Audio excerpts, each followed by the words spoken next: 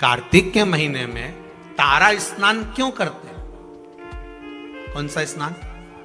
तारा स्नान। तारा स्नान का मतलब मालूम है? जम के बोलो। है? तारा स्नान का मतलब क्या है? अंधेरे में स्नान, मतलब सूर्य का प्रकाश आए उससे पहले ब्रह्म मुहूर्त में सुबह सुबह स्नान कर लेना। तो तारा स्नान का मतलब कार्तिक महीने में क्यों वर्णन किया गया, तो उसकी भी एक कथा है महाराज, बड़ी सुंदर चरित्र है। एक बूढ़ी माँ थी, रोज प्रतिदिन तारा स्नान करती थी, उसका नियम था।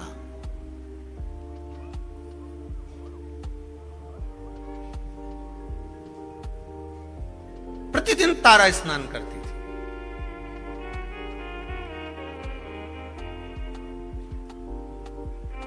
अच्छा, तारा स्नान का भी बड़ा महत्व है महाराज जी। समय के अनुसार हो जाए तो ठीक है,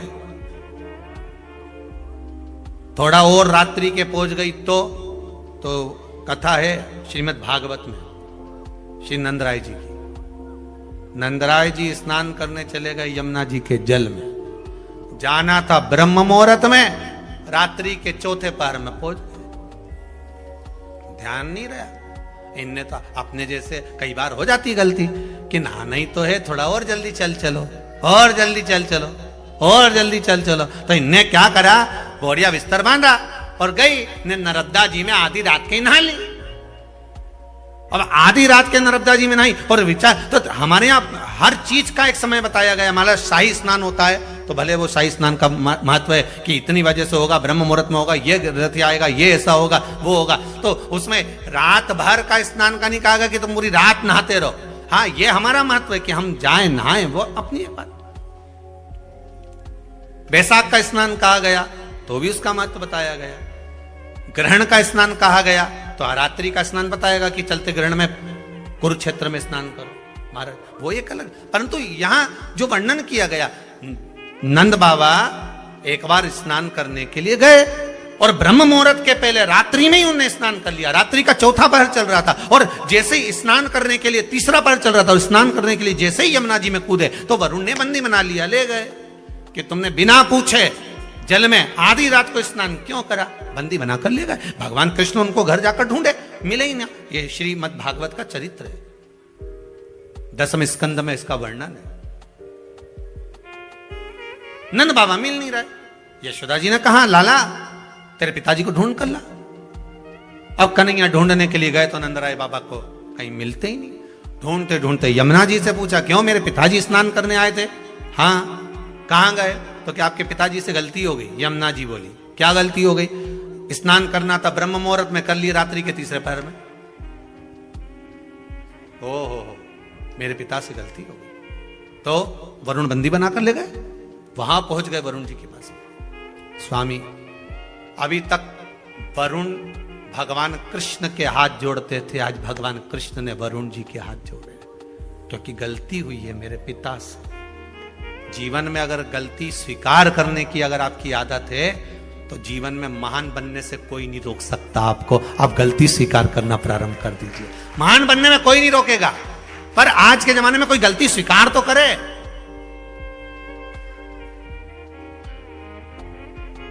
करवा चौथ की पूजन कर ली कल, बोलो सही है कि गलत है? जरूरत थी करवा चौथ की पूजन करने की, करवे को लाई, पूजन करी, इकट्ठा करा, सब कुछ करा, और अभी तक वो करवा कहीं ना कहीं पड़ा होगा। जब जरूरत थी तो बीन के लिए, और फिर सास के कि क्यों रही, जरूरत पड़ी तो हेड लाई, अब पटक दिया, अब बेचारी सास उठाए। सही है कि गलत है? सब बना के रख दिया, ये सामान यहां पड़ा है, वो सामान वहां पड़ा है। अब तुम तो गई ने चलनी में मुंडा देखिए। अब गलत नहीं, करो पूजन करो, पाठ करो, अर्चना करो, पर जो तुमने सामान इकट्ठा करा था, करवा लाई थी, ये करा, दिया लगाया है, बाती लगाई, सारा सामान इकट्ठा करके रखा, तो सवेरे उठकर स्नान करके वो सारा सामान उठा के रख भी। फैला रहा तुमने, फैला दिया, उठाए डोकरी, और फिर डोकरी उठाए तो उसका हाथ के साथ साथ में मुंडा भी गढ़ा चले। अब बोलो सही है कि गलत बात है?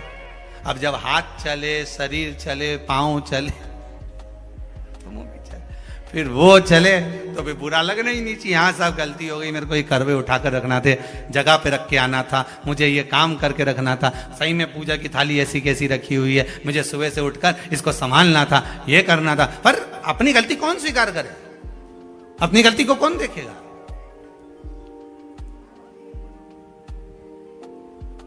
गलती मान लेना, अपनी गलती को स्वीकार कर लेना, यही महान बनने के लक्षण है। आपने स्वीकार कर लेना, हाँ मम्मी गलती हो गई, मैं अभी उठा देती हूं, मम्मी पढ़े रहने दो, मुझसे गलती हो गई। वास्तव में मैंने पूजन तो करी, पर ये करवे तो यहीं रख दिए, मैंने सामान तो यहीं पड़ा के पड़ा रखा, और सोचूं कि पूरा पुण्य मिल जाए, मैंने जो व्रत करा उसका पूरा पुण्य मिलना चाहिए, तो पूरा काम भी करो। पूरा काम करोगी तो पूरा पुण्य मिलेगा, आधा काम करोगी तो आधा पुण्य। उठाओ, रखो, संभाल कर रखो जरूरतमंद जगह पर। अपनी गलती को जिस दिन हमने स्वीकार करना प्रारंभ कर दिया, मान लो उस दिन सुख हमारे सामने आ गया, सुख सामने आ गया, करा नहीं। बूढ़ी मां जाए, स्नान करे, आए,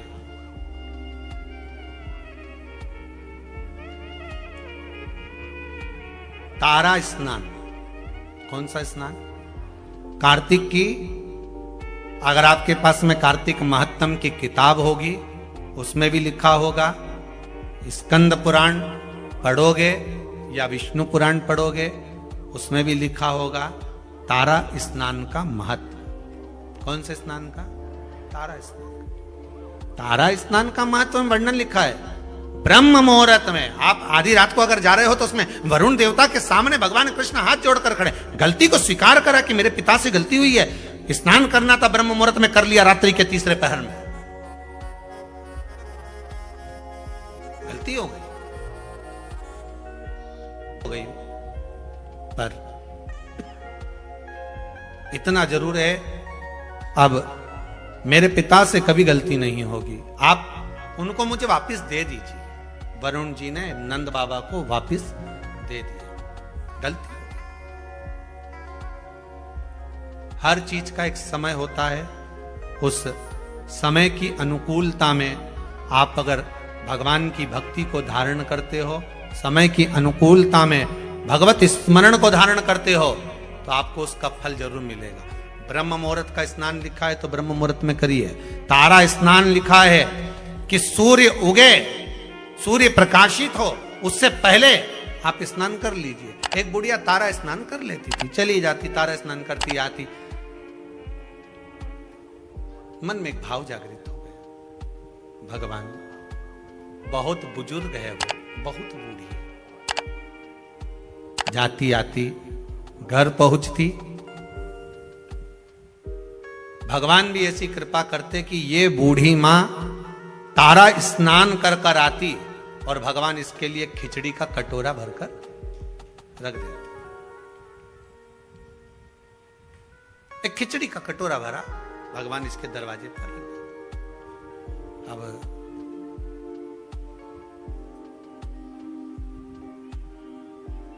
खिचड़ी के कटोरे को बूढ़ी मां के सम्मुख में रखा, माई कटोरा उठाया, भगवान को भोग लगाती, भगवान का दिया हुआ पात्र था उसी से पा लेती। एक दिन पड़ोसन ने विचार करा कि बड़ी विचित्र है ये बूढ़ी मां, ना जाने इसको कौन ब्रह्म मुहूर्त में खिचड़ी देकर चले जाता है और ये उसका पान कर लेती है, उसका सेवन कर लेती है। आज ये सुबह जब स्नान कर कर आएगी, पड़ोसन ने विचार करा उससे पहले मैं जाग जाऊंगी और जाग कर इसके खिचड़ी के कटोरे को उठाकर बाहर फेंकी होंगी। जब जब मनुष्य धर्म की ओर बढ़ता है, जब जब मनुष्य सत्कर्म की ओर बढ़ता है, जब जब मनुष्य भगवान की भक्ति की ओर बढ़ता है, भजन कीर्तन स्मरण की ओर बढ़ता है, शिव आराधना की ओर बढ़ता है, भगवत नाम की ओर बढ़ता है, तब तब दुनिया के लोग उस पर उंगली उठाना प्रारंभ कर देते हैं। मीराबाई को नहीं छोड़ा, रामकृष्ण परमहंस जी को नहीं छोड़ा, संत तुकाराम, नामदेव आदिक आदिक को नहीं छोड़ा, प्रहलाद ध्रुव जी को नहीं छोड़ा। पर भक्ति अगर दृढ़ी है, आपका विश्वास अगर दृढ़ी है, तो डूब नहीं सकते, यह पक्का है। विश्वास किसको कहते हैं? भरोसा किसको कहते हैं? अगर दृढ़ विश्वास है, भरोसा है और भगवान के प्रति, हाँ ये जरूर है, थोड़ी थोड़ी परीक्षा भगवान लेगा जरूर। सोने को जब तक तपाओगे नहीं तब तक वो निखरता नहीं है।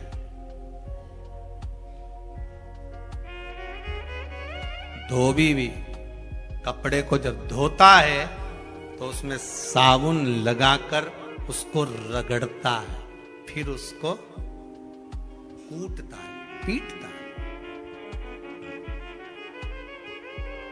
जिससे वो उज्जवल हो जाए।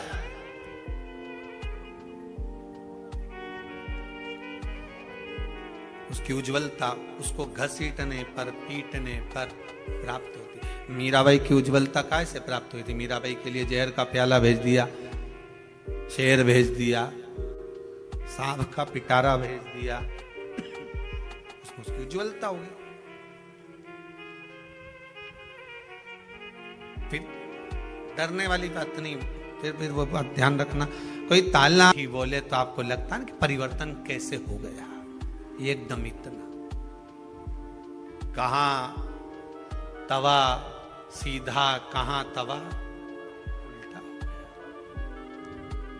कभी कभी मन में आ जाता है कि इतना परिवर्तन हुआ कैसे, आखिर कारण क्या बन गया इतना परिवर्तन का?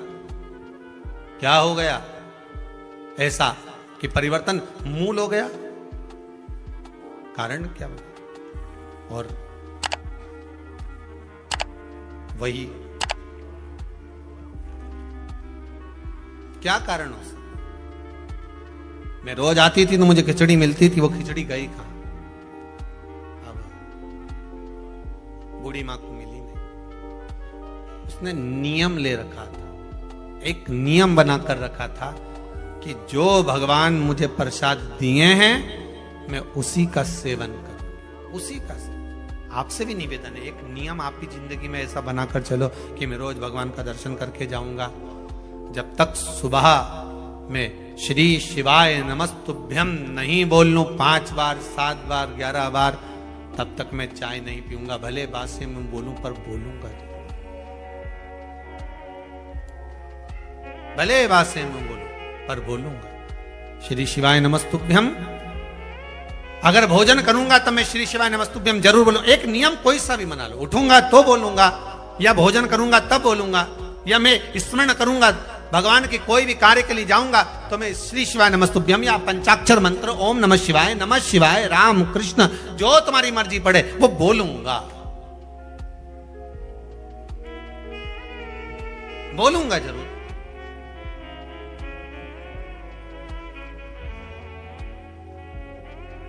अच्छा, कई लोगों को यह भी रहता है कि हम ये मंत्र क्यों बोलें, हम ये मंत्र क्यों बोलें, हम इसको क्यों जपें?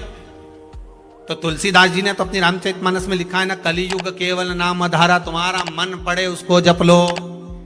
मत बोलो श्री शिवाय नमस्तुभ्यम, मत बोलो नमः शिवाय, मत बोलो पंचाक्षर मंत्र। राम तो कह सकते हो, राम नहीं बोलो तो कृष्ण बोल लो, कृष्ण नहीं बोलो तो भवानी का नाम बोल लो, तुम्हारी मर्जी पड़े वो बोलो, पर बोलो जरूर, जो मन पड़े वो। एक बड़ा सुंदर भाव पहले सुनने को मिलता था, आजकल तो कम मिलता है, कि जग में सुंदर हैं 2 नाम। महाराज बड़ा सुंदर भाव का, जग में सुंदर हैं 2 नाम, चाहे कृष्ण का हो चाहे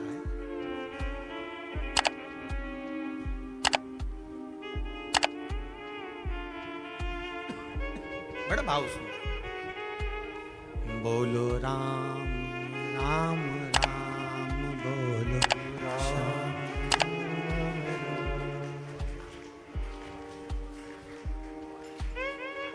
एक बेर शबरी के खावे। महाराज एक शबरी के दरवाजे पर जाकर बेर खा लेता है और एक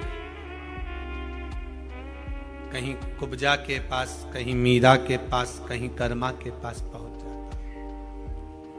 भाव की शुद्धता हो। आपकी मर्जी पड़े जिसे भज लो, पर भज लो।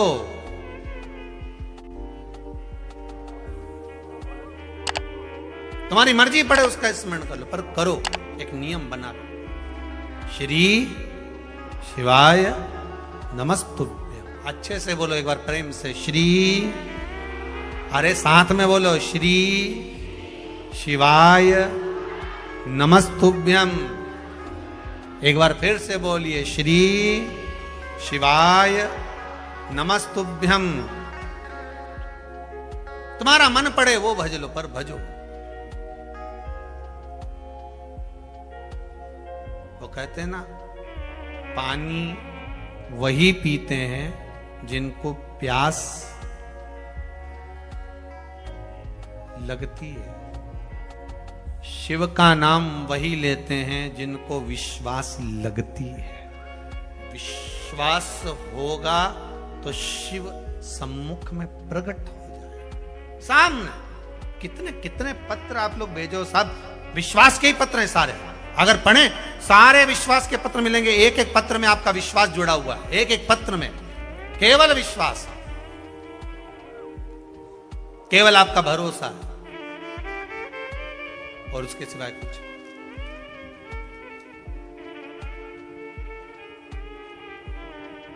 उसके सिवाय कुछ, केवल विश्वास जुड़ा हुआ है। महाराज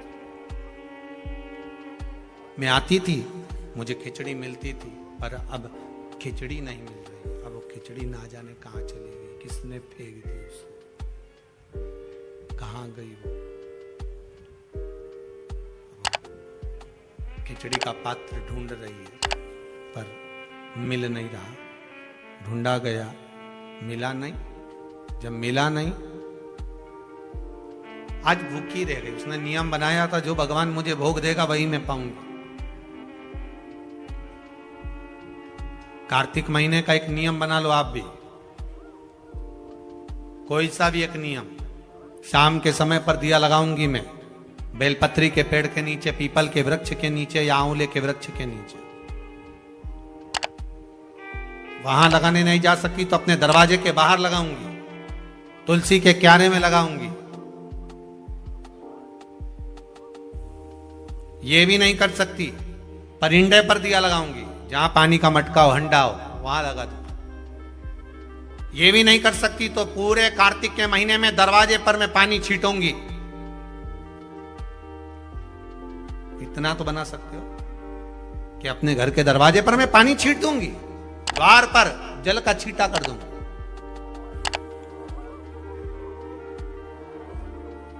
ये भी नियम ना बने तो मैं प्रतिदिन ठाकुर जी को एक तुलसी का दल समर्पित कर। तुलसी का दल किसी भी महीने के अंतर्गत प्रसंग में आपने नहीं सुना होगा कि भगवान विष्णु और भगवान शंकर का मिलन हुआ, पर कार्तिक महीने की बैकुंठ चतुर्दशी का दिन एक ऐसा होता है जिस दिन शंकर और शिव, शंकर भगवान और भगवान विष्णु का मिलन होता है। एक बात आपको पहले भी कही, सारी दुनिया की दिवाली देखना और उज्जैन महाकाल के उस पावन नगरी में हरिहर मिलन देखना। कहां पर? जम के बोलिए जरा। उज्जैन महाकाल की नगरी में हरिहर मिलन देखना। सारी दुनिया में जितने, पूरी पृथ्वी पर जितने फटाके दिवाली पर छूटते होंगे, उतने फटाके उज्जैन नगरी में हरिहर मिलन के दिन छूटते होंगे। उतने फटाके कि आज शंकर और भगवान हरि का, मेरे ठाकुर का, मेरे राम का, मेरे कृष्ण का, मेरे गोपाल का मिलन हो रहा। आज महाकाल राजा मेरे भगवान नारायण से मिलने के लिए आए हैं। और एक बात और अच्छे से कह दें, जितने फटाके दीपावली पर छूटते होंगे उतने फटाके उससे ज्यादा भगवान शंकर और नारायण के मिलन पर छूटते हैं वैकुंठ चतुर्दशी पर। और जितने फटाके वैकुंठ चतुर्दशी पर उज्जैन महाकाल की नगरी में गोपाल जी और महाकाल के मिलन पर छूटते होंगे, उससे ज्यादा फटाका जिस दिन भक्त और भगवान मिलता होगा उतने छूटते होंगे। उससे ज्यादा फटाके तब छूटते हैं जब एक भक्त का मिलन भगवान से होता है। एक निर्मल मन का जीव जब परमात्मा से मिलन करने के लिए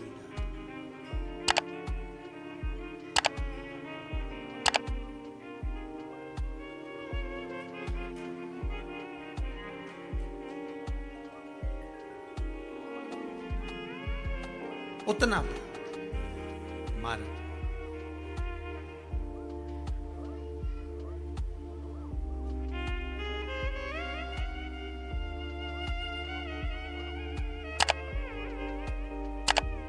अगर भोले मेरा घर काशी बना देते तो क्या, मुझे भी अपनी काशी में बसा लेते तो क्या।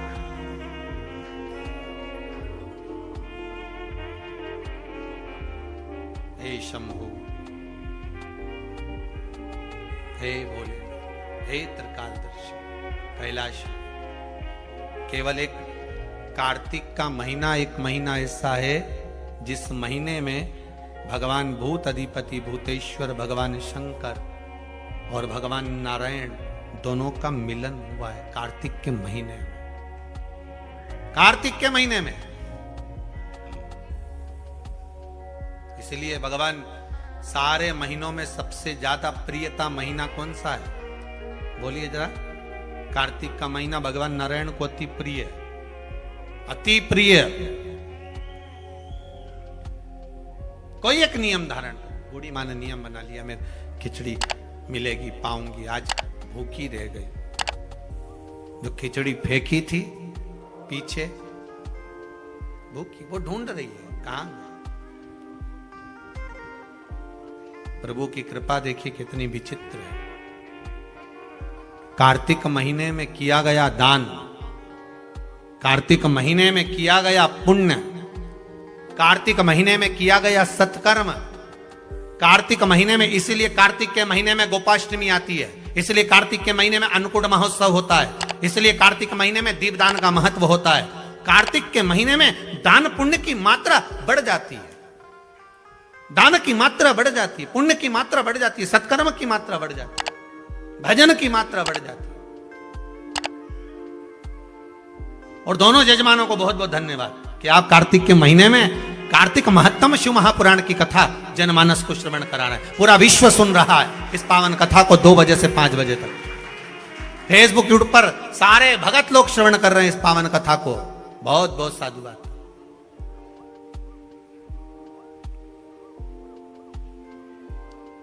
और हम तो आप सबसे निवेदन करेंगे, आप अगर कुबेरेश्वर धाम में आए हो तो प्रयास करा करो कि कार्तिक महीने में जो आंवले के वृक्ष हैं कुबेरेश्वर धाम के, इनके नीचे एक दीपदान हो जाए।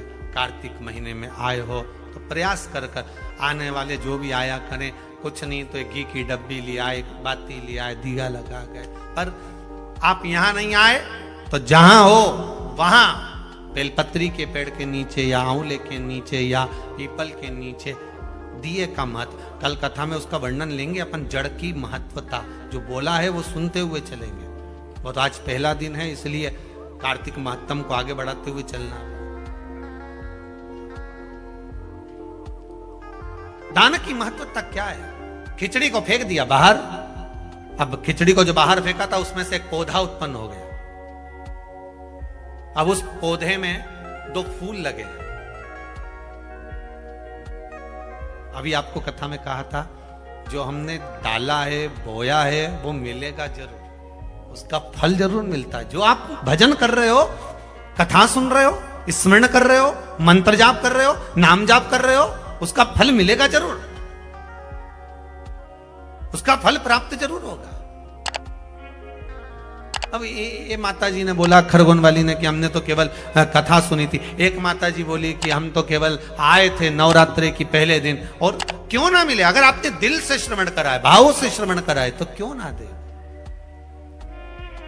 तेरे दरबार की बाबा निराली शान देखी है, तुझे देते नहीं देखा, पर झोली भरी देखी है।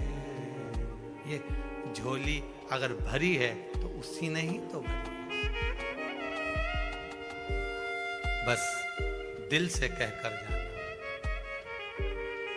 दिल से कहकर, शंभु शरणे पड़ी, मांगू घड़ी रे घड़ी, दुख कारो, दया करी न दर्शन। हे बाबा, दुख भारी है, समस्या बड़ी बहुत विकट है, पर मैं जानती हूं कि मेरा शंभु मेरे निकट है। बहुत कष्ट है इस जीवन में, बहुत कष्ट। संसार में आयो तो समस्या जरूर होगी। अगर पृथ्वी पर जन्म लिया है तो हर व्यक्ति के जीवन में समस्या रहेगी। पर पृथ्वी पर जन्म लिया है तो जैसे हर व्यक्ति के जीवन में समस्या है, उसी तरह हर समस्या का हल भी देव अधिदेव महादेव है। हर समस्या का हल शंकर शिव है, औगड़दानी, त्रिकालदर्शी, कैलाशी, अविनाशी। हर समस्या। महाराज, 2 फूल लग गए। उस फूल को वहां का राजा निकल कर जा रहा था, बड़े सुंदर फूल दिखे उसको। 2 फूल कितने अच्छे लगे। अपने रथ को रुकवाया, जाओ दोनों फूल तोड़ कर लाओ। फूल तोड़ कर ला। राजा के घर में संतान नहीं थी, एक अभी औलाद नहीं थी, कई वर्ष निकल गए थे। 2 फूल लाए, वो फूल राजा लेकर गए, अपनी रानी को दिया। शादी के 34 वर्ष हो गए थे, पर संतान नहीं थी।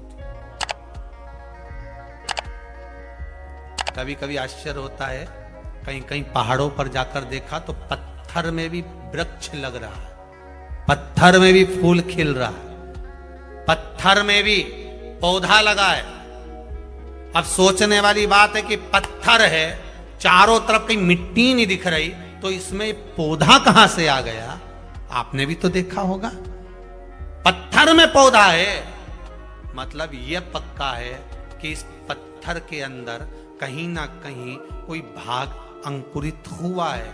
उसी तरह आपके जीवन में भी पत्थर ही पत्थर लिखे होंगे, तो भी शिव रूपी बीज अगर दिल में आ गया तो पौधा जरूर लगेगा, यह पक्का है, पौधा लगेगा। आए हो ना आस लेकर, विश्वास लेकर पहुंचे हो ना कुबेरेश्वर धाम, और जो नहीं आए वो टीवी पर विश्वास लेकर कथा सुन रहे हैं, मोबाइल पर सुन रहे हैं, फेसबुक यूट्यूब पर सुन रहे हैं, विश्वास लेकर सुन रहे हो ना, तो यह पक्का है चारों तरफ पत्थर भले हो, जीवन में दुख भले भले हो, कितना भी दुख लिखा हो, पर अगर शंकर की कथा का एक बीज अपने भीतर अंकुरित हो गया है तो पौधा लगेगा, पत्थर पर भी छाए हो जाएगी, पत्थर पर भी छांव होगी।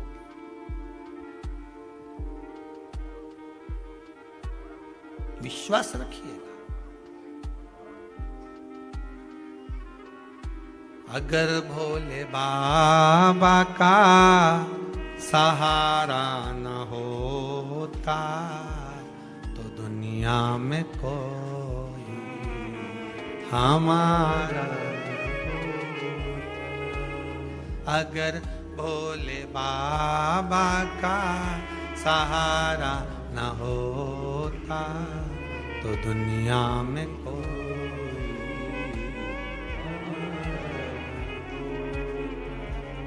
दुनिया में कोई हमारा न होता, अगर भोले बाबा का सहारा न होता, दुनिया में कोई हमारा न होता, अगर भोले बाबा, सब गाइए, सहारा न होता, जब से मिली है दया हमको इनकी, जब से मिली है दया हमको इनकी, तब से बदल गई मेरी, जो जीवन बेकार था वो सब हमारा।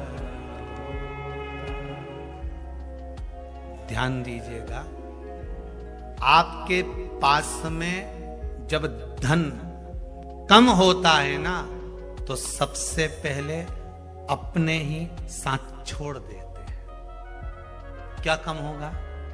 धन। जब आपकी विपदा का समय आएगा ना, समस्या का समय आएगा, जब आपके पास में सुख होगा, वैभव होगा, धन होगा, सत्ता होगी, तुम्हारी बात सारी दुनिया में होगी, तो तुम्हारे भी ढेर रिश्तेदार बन जाएंगे। जो नहीं पहचानते होंगे वो भी कह देंगे भेरू सिंह तो हमारा मौसा जी का लड़का है, हमारा काका का छोरा है।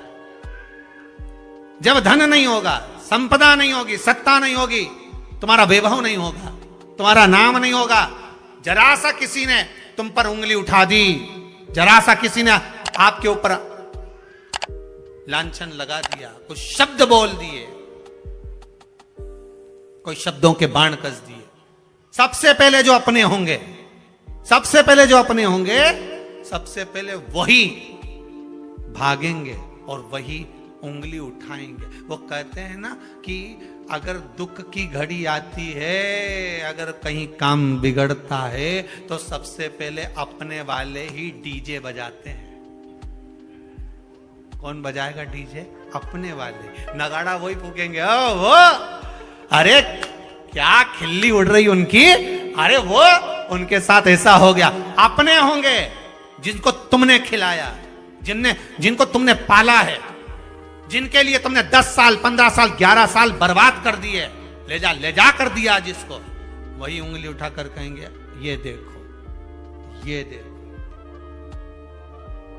महाराज, मेरा बिगड़ा जीवन संवारा न होता, तो दुनिया में हम, आप उससे विनती तो करो, निवेदन तो करो।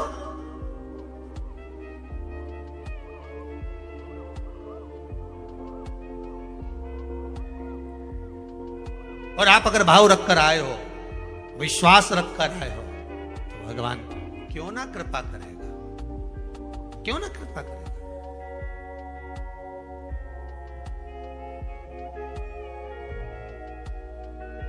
भरोसा अगर पक्का है तो शिव भी मिलेगा, भोला मिलेगा जरूर,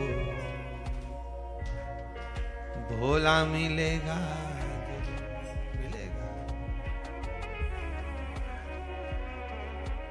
काहे बटोरे कंकर पत्थर, जब हीरा मिला कोहिनूर, भजन करो भोला मिलेगा जरूर, भोला मिलेगा जरूर, भजन करो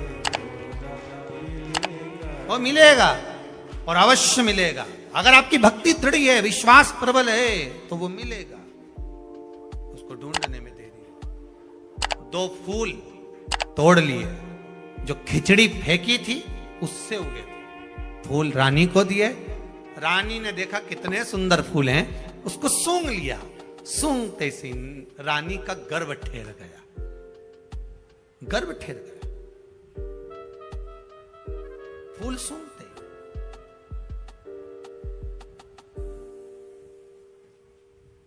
गर्भ ठेरा। समय आने पर 2 बेटे हो गए। कितने पुत्र हुए? समय आने पर 2 पुत्र हो गए, 2 बेटे हुए। अब वो दोनों बेटे राजभवन से निकलकर रोज जाते, जन्म लिया उस दिन से लेकर राजभवन में आज तक बेटों ने कभी जुबान नहीं खोली। 15-15 साल के हो गए पर बेटे बोल नहीं पाते थे। निपट गूंगे कहते थे लोग इनको, कि बोलते नहीं है, गूंगे। ये दोनों बेटे वन में गए मृगा करने के लिए, हिरण मारने के लिए, कोई जीव को मारने के लिए मृगा। वहीं पर गुड़िया बैठी थी।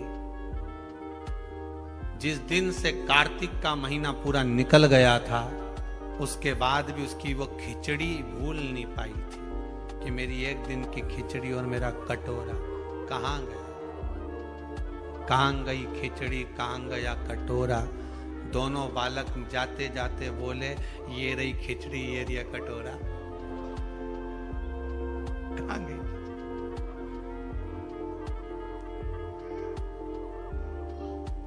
वो कह रहे हैं,